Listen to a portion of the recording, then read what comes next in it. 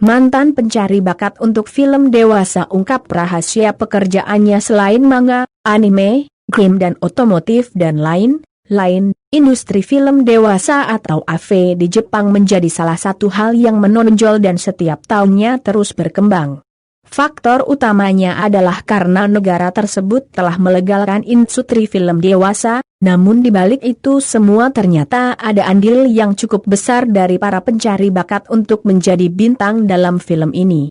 Tugas mereka adalah untuk menemukan seorang wanita yang potensial dan kemudian meyakinkannya untuk datang ke kantor produksi atau bakat untuk melakukan wawancara. Dilansir Tokyo Kinki dari sebuah wawancara di Asahi Shimbun, seorang mantan pencari bakat yang pernah beroperasi di jalanan kota Tokyo mengungkap rahasia di balik pekerjaannya. Ia bercerita telah memulai pekerjaan ini sejak tahun 1990-an setelah bertemu dengan seorang aktris film dewasa di sebuah pesta dan mendengar bahwa dengan melakukan pekerjaan itu, ia bisa memperoleh 1 juta yen hanya dalam sebulan. Sejak memulainya di tahun 1990-an, sang pencari bakat mampu menghasilkan 3 juta yen dalam sebulan, dan pada tahun 2010, dia memperkenalkan lebih dari 40 wanita per bulan ke perusahaan produksi, di mana sekitar 15 orang berhasil terjun ke industri film dewasa. Begitu wanita yang dia perkenalkan kepada perusahaan pembuat film dewasa berhasil menjadi pemeran film, maka dia akan mendapatkan biaya pencari setiap kali wanita yang dibawanya merilis video. Dengan demikian, ini merupakan pekerjaan yang sangat menguntungkan dan untuk mencapai hasil tersebut, dia acap kali berjalan-jalan di kota, terutama di kota besar.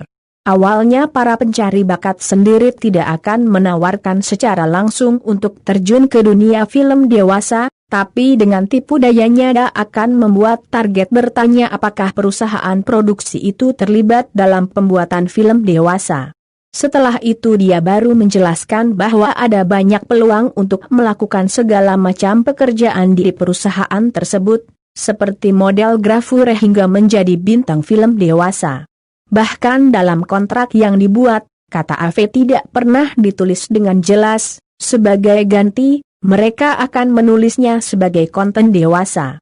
Namun, sejak tahun 2005 silam, sebuah peraturan di kota Tokyo telah melarang para pencari bakat untuk beroperasi di jalanan. Untuk alasan ini, mereka menggunakan tipuan dengan mengaku-ngaku sebagai pencari bakat untuk dunia permodelan. Jika kalian bertanya-tanya bagaimana bisa ada banyak wanita terkenal masuk ke industri film dewasa, hal ini sering terjadi karena mereka secara agresif dibujuk untuk pindah dari karirnya di dunia pemodelan, idol, grafure dan hostess. Hasilnya, sekarang jumlah wanita yang menjadi pemeran dalam industri film ini hampir tak terhitung jumlahnya.